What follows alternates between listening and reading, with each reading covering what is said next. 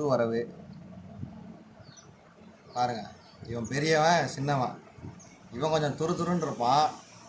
ஆனால் இவன் அப்படி கிடையாது, நல்லா சோம்பேறி. ஆனால் பால் குடிக்கிறதுனா மட்டும் நல்லா குடிப்பான்.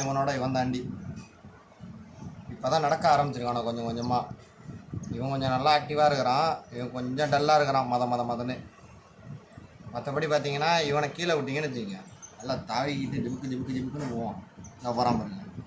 ஆனால் இவனை பாருங்க, இப்படியே விட்ட இடத்துல அப்படியே உட்காந்துப்பான் அமுக்குடி மாரி.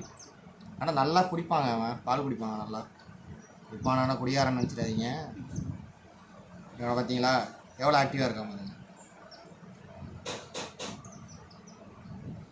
இவன் பேர் சிண்டு, இவன் பேர் பண்டு. பேர் நல்லா இருக்கும்னு நினைக்கிறேன், நீங்கள் லைக் பண்ணுவீங்கன்னு நினைக்கிறேன். பாருங்க என்னென்ன சேட்டை பண்ணுறானோ பாருங்க ரெண்டு பேரும்.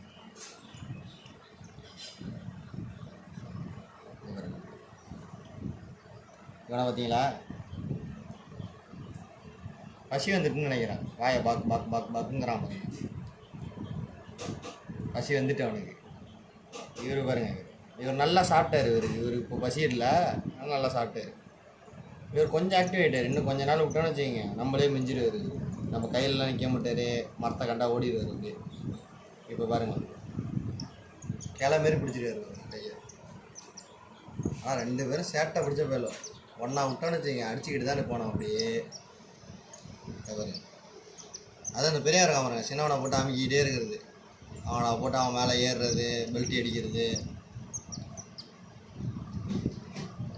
அண்ணங்கிற கெத்தை காட்டிக்கிட்டே இருப்பார் அவர்.